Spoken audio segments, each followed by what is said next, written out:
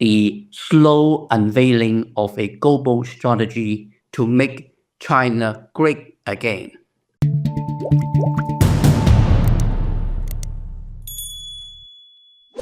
Where does the Global South fit in China's global strategy? Let me start off by saying that China did not have a global strategy until Xi Jinping became leader of China, which happened in 2012.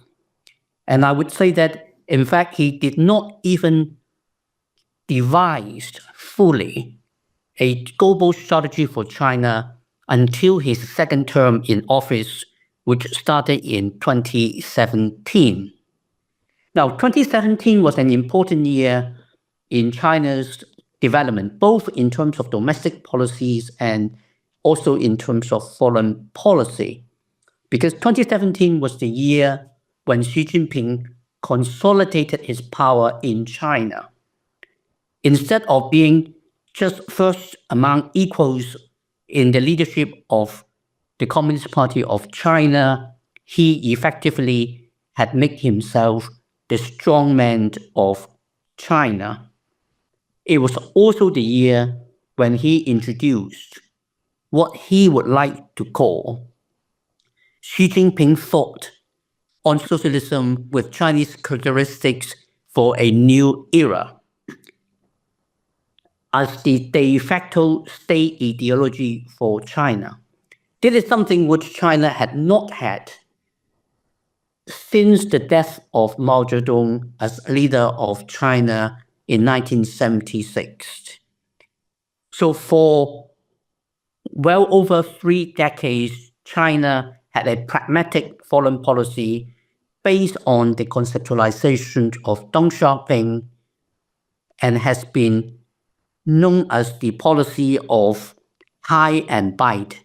China would hide its capabilities and bite for time, and tried not to take a leadership role in global affairs.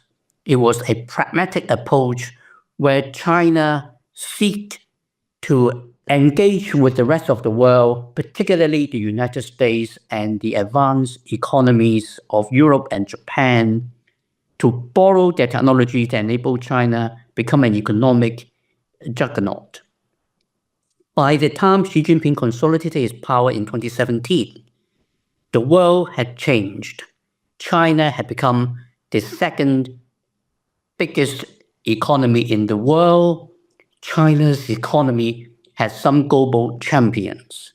It was a moment when China, under Xi Jinping, decided that a new approach would be appropriate, hence the Xi Jinping Thought, and also the slow unveiling of a global strategy, a strategy to make China great again.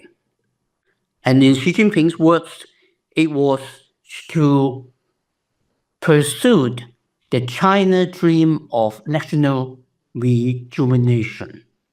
Now, what does the China dream of national rejuvenation means, and how does the Global South fit into the China dream of national rejuvenation? The China dream really can be most effectively put as one of making China great again. This is not just to borrow a punch from Donald Trump, but it reflects quite effectively how Xi Jinping saw China's history and what he intends to do with it. In Xi Jinping's understanding of history, and I'm using my words very carefully here, I am not saying this is a truthful, correct version of Chinese history. I'm saying that it is in Xi Jinping's understanding of China's history and of human history.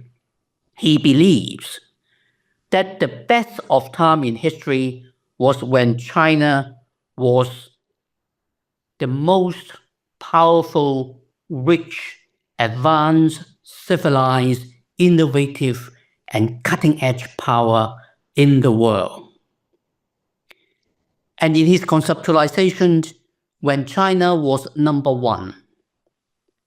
China was so magnificent and benevolent that other countries simply looked at China, admired it, felt inspired by it, and wanted to imitate it and freely embrace China's leadership. And this is what effectively can be summed up as the Tianxia paradigm. Tianxia are two Chinese characters. Tian means heaven, Xia means below. So all under heaven, it was one world, and in that one world, everybody would understand, respect, admire Chinese magnificence, and voluntarily choose to defer to it and follow its leadership. And therefore, under the Tianxia order, China would deliver Pax Sinica, where everybody will be better off.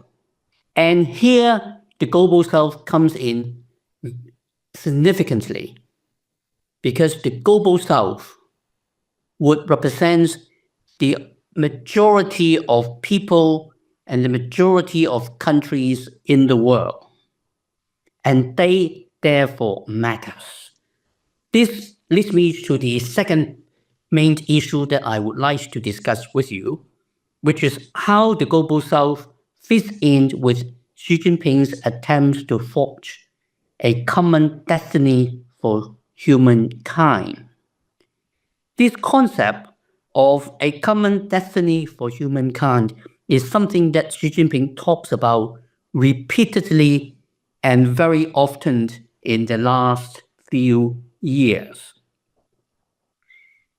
And of course, a common destiny for humankind is effectively a restoration of that Tianxia paradigm that I explained as Xi Jinping's conceptualization of Chinese history and China's place in global affairs historically.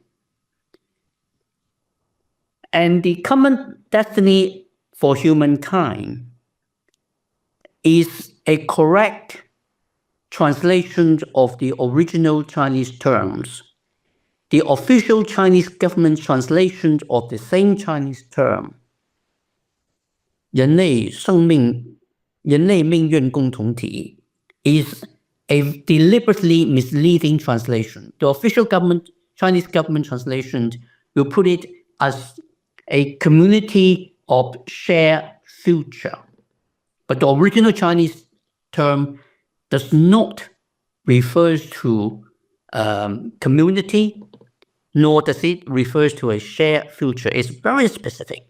It is the common destiny for humankind, which of course, therefore, is quite different from a community of shared future, because a community of shared future implies it is a community of free agents freely choosing to share their future, whereas a common destiny for humankind is something that needs to be forged under the leadership of the number one country. And that's exactly what Xi Jinping intends to do. To continue watching this video, click the link in the top left or in the description below. Or visit iai.tv for more debates and talks from the world's leading thinkers on today's biggest ideas.